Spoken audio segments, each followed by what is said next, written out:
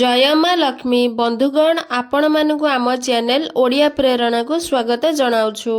आज मार्गशीर मास गुरुवार। मार्गशीर गुरुवार माँ लक्ष्मी को समर्पित। माँ महालक्ष्मी जी संसार को वैभव और समृद्धि प्रदान करती। माँ लक्ष्मी को कृपा जहा उपरे बरसी जाए ता जीवन में धन संपत्ति सौभाग्य एवं ऐश्वर्य आसी जाए। निर्धन दरिद्र मध्य राजा बनी जाए। एही दिन सनातन धर्मर भक्त माने माँ लक्ष्मी को पूजा आरती करी व्रत कथा शुणी थांती। व्रत कथा शुणिबा द्वारा मध्य माँ लक्ष्मी को अशेष कृपा प्राप्त होइथाए। तेबे आसंतु पवित्र मार्गशीर गुरुवार माँ लक्ष्मी को दिव्य कथा शुणिबा। प्राचीन काल रे मंगलाना नामक एक सुरवीर चक्रवर्ती राजा राजत्व करुथिले। राजांको एक धर्मपत्नी थिले। से अत्यंत सुंदर सुशीला चरित्रवान एवं विनम्र स्वभावर थिले। तांको नाम थिला पद्मावती। दिने राजा तबलक नामक एक ब्राह्मण सह शिकार करिबा पई जंगल को गले। राजा जंगल रे अनेक वन्य जीवंक शिकार कले। शिकार करिबा परे राजा को अत्यंत भोक शोष लागिला। एहा परे राजा एवं ब्राह्मण एक वृक्ष मूले जाई विश्राम करिबाकू लागिले। ब्राह्मण तबलक चतुर्पार्श्व जल संधान रे लागि पड़िले। एही प्रकार जलर संधान करू करू ब्राह्मण तबलक एक गाँ रे जाई पहुँचिले। सेही गाँ मझिरे पद्म फूलरे परिपूर्ण एक पुष्करिणी देखिले। सेही पुष्करिणी निकटरे नाना प्रकार अलंकार रे आभूषण देवकन्या माने माँ लक्ष्मींकर पूजा व्रत करुथिले। एही प्रकार सेमानंकु पूजा करुथिबार देखि तबलक पचारिले, हे देवकन्या, एहा तुमे कहार पूजा करुछ, केउ व्रतर पालन करुछ, कृपा करी एही विषय रे मते कुह। एहा सुनी देवकन्या माने कहिले, हे ब्राह्मण वर, आमे सबु श्रद्धा पूर्वक भक्ति भावरे महालक्ष्मींकर पूजा व्रत करुछु। एही व्रत समस्त मनोकामना पूर्ण करिबा सह अत्यंत पुण्यशाली व्रत। एहा परे देवकन्या माने तबलक ब्राह्मण को माँ महालक्ष्मी को महिमा कही ब्राह्मण को महालक्ष्मींकर व्रत डोरी देले। एहा परे तबलक राजांक पाई पुष्करिणीरु जल नहीं प्रस्थान गले। राजा को नहीं जल देबा परे राजा तबलकंक हातरे व्रत डोरी को देखि पचारिले, हे ब्राह्मण वर, हातरे ए व्रत डोरी काहेकि बांधिछ? कौन तुमे केउ व्रतर पालन करुछ?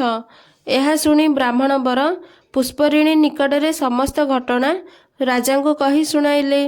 माँ लक्ष्मी को कथा सुनी राजा मध्य सेही व्रत को ग्रहण करी हातरे बांधी ब्राह्मण तबलकंक सह नगर को फेरी आसिले एवं महल रे रानी सह रहिबाकू लागिले। रानी पद्मावतींकर नजर राजांक हातरे बंधा जाइथिबा व्रत डोरी उपरे पड़िला। से अत्यंत क्रोधित होई राजांक उपरे संदेह करी पचारिले, केउ नारी आपणक हातरे ही डोरी बांधिची? किए से नारी जी आपण को मोहित करी नेइछि?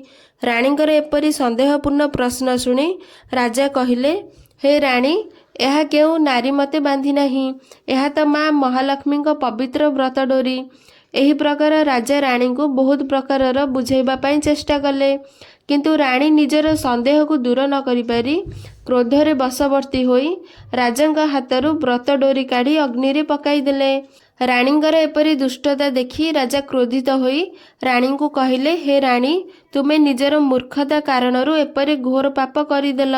एही क्षणरू मु तुमको त्याग करुछि। व्रत डोरी अग्नि रे पकाइबा कारणरू महालक्ष्मी रानी को ऊपर रुष्ट होई गले।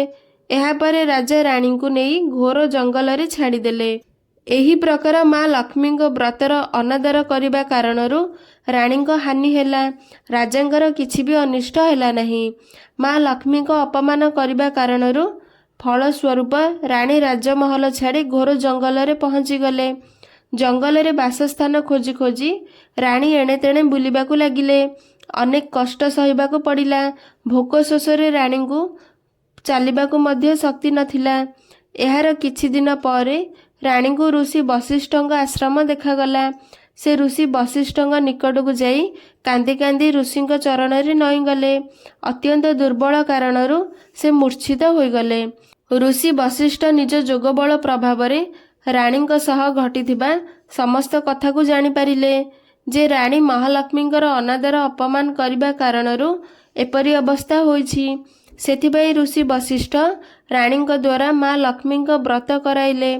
ବ୍ରତର ପ୍ରଭାବରେ ରାଣୀଙ୍କ ହୃଦୟ ନିର୍ମଳ ହୋଇଗଲା ଏବଂ ମାତା ଲକ୍ଷ୍ମୀଙ୍କ ପ୍ରସନ୍ନତାରେ ରାଣୀଙ୍କ ରୂପକାନ୍ତି ଆହୁରି ମଧ୍ୟ ସୁନ୍ଦର ହୋଇଗଲା। ଏହିପରି କିଛି ଦିନ ବିତିଯିବା ପରେ ରାଜା ପୁଣି ଥରେ ଶିକାର କରିବା ପାଇଁ ଜଙ୍ଗଲକୁ ଗଲେ। ସେଠି ସେ ଶିକାର କରୁ କରୁ ଋଷି ବଶିଷ୍ଠଙ୍କ ଆଶ୍ରମରେ ଯାଇ ପହଞ୍ଚିଲେ। ଋଷି ବଶିଷ୍ଠ ରାଜାଙ୍କର ଆତିଥ୍ୟ ସତ୍କାର କଲେ। ସେହି ସମୟରେ ରାଜାଙ୍କ ନଜର ରାଣୀଙ୍କ ଉପରେ ପଡ଼ିଲା। ରାଜା ରାଣୀଙ୍କ ନିକଟକୁ ଯାଇ କହିଲେ, ହେ ସୁନ୍ଦରୀ, ତୁମେ କିଏ? ଏହି ଜଙ୍ଗଲରେ କ'ଣ କରୁଛ? ଏହା ଶୁଣି ରାଣୀ କହିଲେ, ରାଜା, ମୁଁ ତୁମର ଅର୍ଦ୍ଧାଙ୍ଗିନୀ ପଦ୍ମାବତୀ। ମା ଲକ୍ଷ୍ମୀଙ୍କ ଅନାଦର କରିବା କାରଣରୁ ଆପଣ ମୋତେ ପରିତ୍ୟାଗ କରିଦେଲେ। ସେହି ଦିନଠାରୁ ମୁଁ ଏଠି ବନବାସ ଜୀବନ କଟାଉଛି। ଋଷି ବଶିଷ୍ଠଙ୍କ ଆଶ୍ରମରେ ରହି ମା ଲକ୍ଷ୍ମୀଙ୍କ ବ୍ରତ କରି ମାଙ୍କ କୃପାରୁ ସମ୍ପୂର୍ଣ୍ଣ ଭାବେ ବଦଳି ଯାଇଛି। ମାଙ୍କ ପ୍ରସନ୍ନତା କାରଣରୁ ହିଁ ମା ଲକ୍ଷ୍ମୀ ମୋତେ ଏହି ରୂପ ସୌନ୍ଦର୍ଯ୍ୟ କାନ୍ତି ପ୍ରଦାନ କରିଛନ୍ତି। ଏହା ଶୁଣି ରାଜା ଅତ୍ୟନ୍ତ ଆନନ୍ଦିତ ହେଲେ ଏବଂ ଋଷି ବଶିଷ୍ଠଙ୍କ ଆଜ୍ଞା ନେଇ ରାଣୀଙ୍କୁ ମହଲକୁ ଫେରାଇ ଆଣିଲେ। ଏହାପରେ ରାଜା ରାଣୀ ପ୍ରତ୍ୟେକ ଗୁରୁବାର ଦିନ ମାତା ଲକ୍ଷ୍ମୀଙ୍କ ପୂଜା ଆରାଧନା ବ୍ରତ କରିବାକୁ ଲାଗିଲେ।